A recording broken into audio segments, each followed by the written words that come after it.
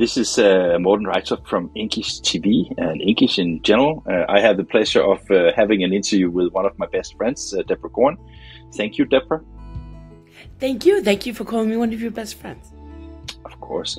Deborah, before we dig into the new thing, the new Project Peacock Network, can you just, for the people that should not know anything about Project Peacock, very, very brief overview, what is the history and why is it important?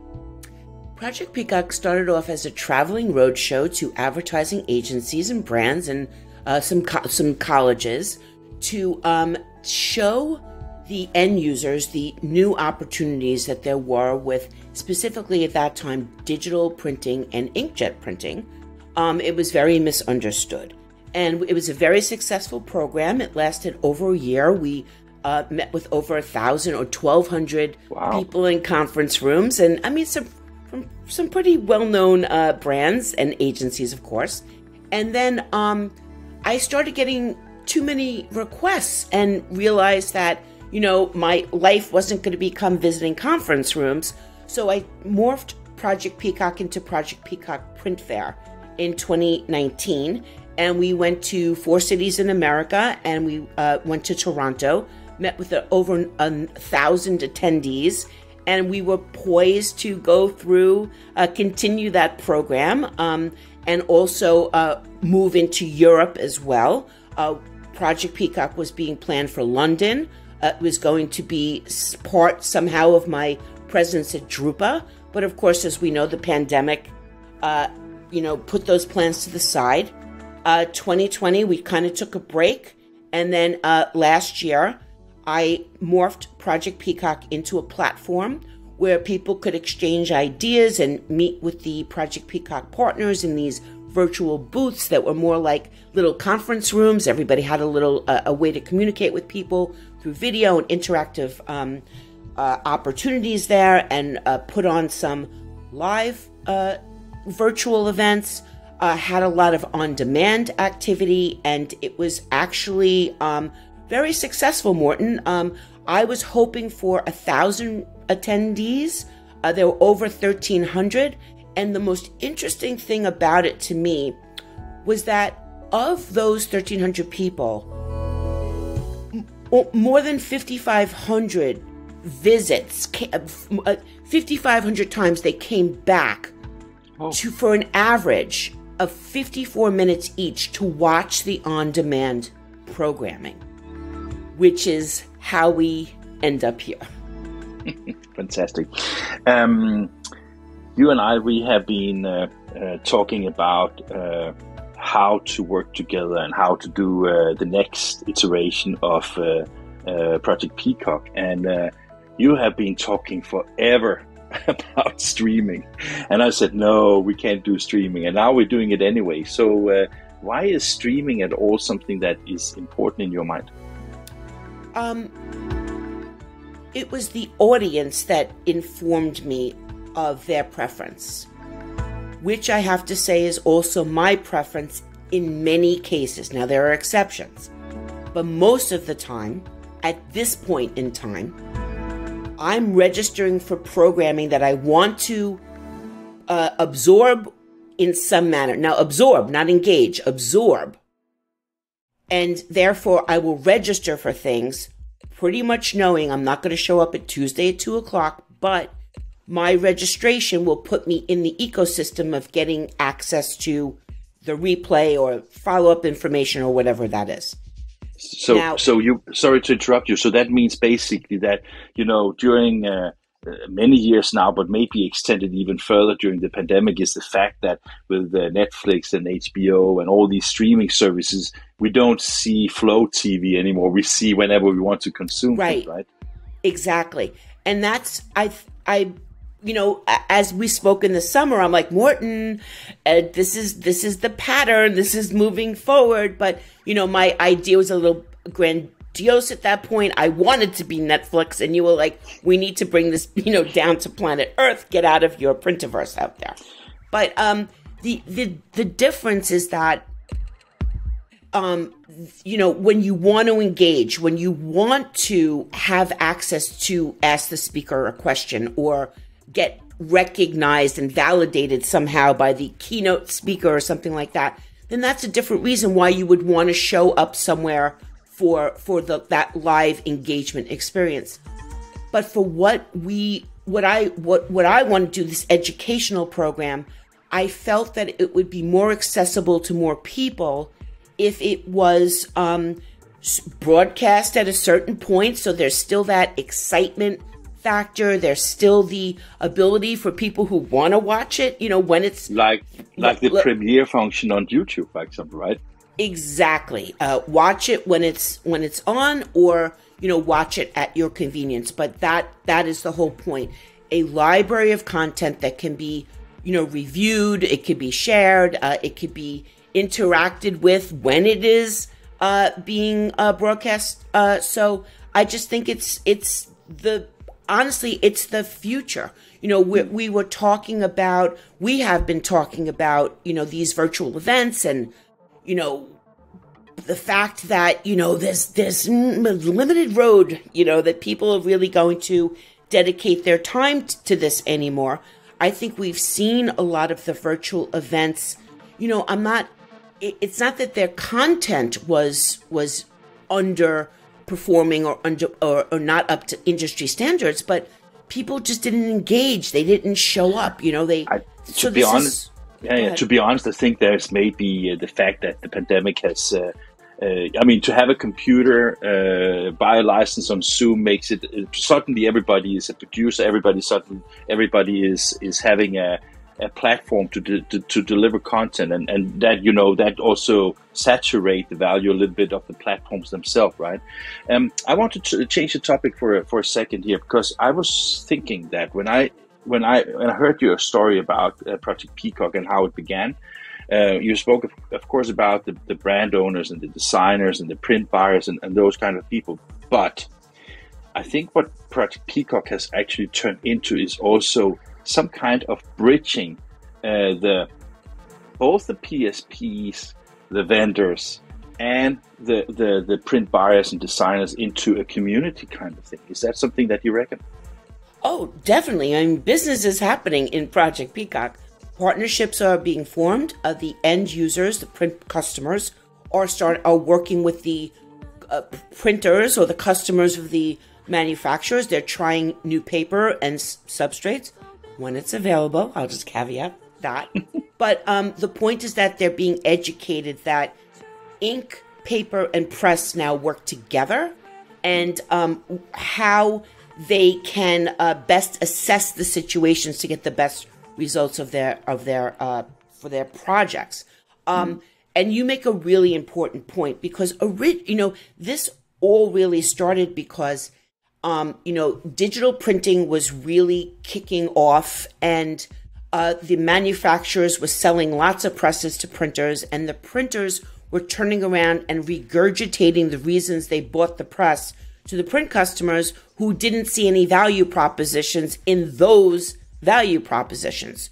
So I helped the customers understand what they can make from the presses, and spun it that way. But in the same sense, the printers came along on that educational journey as well, because they also didn't want to be in a setting where they couldn't just ask questions or see the applications without also getting themselves into a sales funnel. But it actually has become a sales funnel for equipment and software as well, which was very interesting. Of course, the audience watching this film cannot know yet what to expect 100% from PPN, which is short for Project Peacock Network. But basically, we are going to broadcast a Project Peacock Network session every first Friday every month starting March. It's a 2-hour show where you have a lot of guests, a lot of different perspectives. You also divide it into themes, and you have different guests coming in, giving a little bit longer talks about this. But this is an opportunity to, on many different channels, on Print Media Center, on INKISH, on various YouTube channels, on various LinkedIn channels, all over the place, we're going to give information that is particular about bridging those three segments together in the industry to benefit everybody who's working with print. When you're sitting and planning all these things right now, I know that you sometimes are let over my head because you have so many things to think about right now. And one of the reasons why I wanted to do this little film here is also we can't do it ourselves, right? We need help, right? We need partners. We need people that have good ideas, great content. We need printers who have done exciting projects. Who should we talk to, and how should we engage with, and how should they get engaged with you, for example? Well, I think first and foremost to both of the missions of INKISH and Print Media Center is we want to tell the stories of the people. So first and foremost, I'm looking for guests who can come on and, talk for 2 minutes about a design trend or about a trend in wide format printing or a software trend. So those can be users, those could be vendors. It's not a sales moment, it's an educational moment. Of course, your company is being represented, you'll have your name there, but it's not going to be like, tell us about this product. And, it's more about understanding the visions of companies, understanding where they're building technology or looking to build technology, which informs, the use of it. It informs, for example, when digital printing first came out, great technology, but it's not ready for me yet. But I want to watch it. I still need to know about it, that has changed and all of that. So first and foremost, guests. Equally as important is industry support. You and I are very giving, but we still need to, this is a production, we still need industry support. The mission of Project Peacock Network also goes beyond just educating print customers and educating printers and other service providers about things out in the marketplace. It is also a workforce development program. So, you and I have been talking about this initiative I want to do called Print Life, which, shows all the people that work in the printing industry. So this becomes part of it too. We put an ink chemist up there to talk about, new developments in ink, and someone out there in the world goes, I didn't know there were ink chemists, working in the printing industry. So it was, is not necessarily the most exciting example, but it's an example of, a technology. And if people want to work at Apple, they should want to work at HP or Canon or a really cool print shop. And so this is all tied into everything. So we need the support of the industry in order to, get our message out there as much as we can.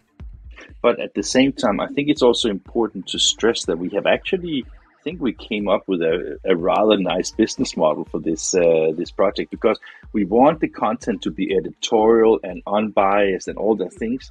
And at the same time, we want partners to be part of the revenue streams for creating the content.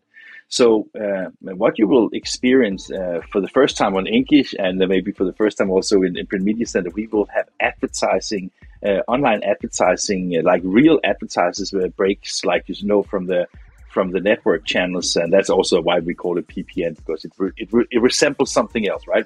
And this is also an opportunity, because when partners sponsor us or the Project Peacock, we create advertising that they can use as social media snippets elsewhere, right? So we're trying to bring print out to a way further audience and create an interest for this industry. You say workforce development, I say yes, more sales of print, engaging with technology. Everything is aligned in that progress of making sure that this industry can thrive and grow, right? It is, and that is why there was no other partner besides INKISH that I could possibly, do this with. Your storytelling, the way that you present your films, project. I wanted this project at that level. I wanted people to be excited about what they saw, not just because we already know they're going to say the great things. We're tapping into the people who have great things to say. but then it becomes the viewer experience, right? And the experience of what the partners get. And the fact that you're going to create these commercials for them is pretty exciting. And as you said, we're not being like, you could only use this on Project Peacock, It's so, it's really about expanding this community. And, there's an expression, it takes a village. I don't know if you know this expression in Denmark, but it's more like you can get more accomplished with more people. So this is the same way I feel about it. There is no reason that a good 10-minute segment about the value of variable data marketing cannot be shared by every printer on this planet with their customers, because it's not about getting someone to print at a certain print shop or getting someone to use a certain press. It's about understanding the opportunity and saying, this might be something I want to try. So it's the goal. I just, want to thank you so much for helping, me get started. But from moving on, it's us. It's not me anymore. We're together. Yeah, and another thing that I think we can't reveal anything yet, but I think we should come with a little teaser. There is more to come, right? There's a lot more to come. One thing I will say is that I purposefully called it the Project Peacock Network and not just Project Peacock Online, streaming, because we do want to add more shows as we move along. And ones that are not hosted by me, ones that are not hosted by you, but really tap into the community. There's amazing people out there, and saying, hey, what can you do with a half an hour? What can you do with an hour? And bring more people and more programming into this as we move along. And I know the other thing that we're not talking about, which is really good. So everybody stay tuned for that. Final thing here, last minute here. Deborah, I can't help think about, because you and I, we have been working as independent for a long time, and we are working closer and closer now. We have this little slogan that 1 + 1 is equals 11. It's a very good relationship, and that's where we aim to go, right? One of the things I can't help think about is that, of course, I appreciate that you thanked me for being involved with Project Peacock. I would have been annoyed if I was not invited, at least. But I also think that it's like the relationship we have is something that we also try to give to other people. For example, the fact that now when we are pitching more partners for Project Peacock Network, we've been talking about how to pitch people, how to use because when you send out the first network, just with the banner of Project Peacock Network, there's a lot of people clicking on it, right? Yeah. So this is like, there is an interest, and I saw there was some persons also on LinkedIn that commented that this is such a great idea, and now we have to deliver on it. So March the 4th is the first show to be presented, right? Yes, coming right up. Coming on a TV close to you now. Maybe not a TV, but at least on the screen. I say coming to a device near you. Yeah, precisely. Deborah, I look very much forward to it. We are already working hard on everything to make it happen, and I look forward to present it to hopefully a lot of people interested in this. So I thank you for these 20 minutes. It was great talking to you. Thank you so much, Morten. And you have to start saying this now: Peacock long and prosper. Oh yeah. Peacock long and prosper.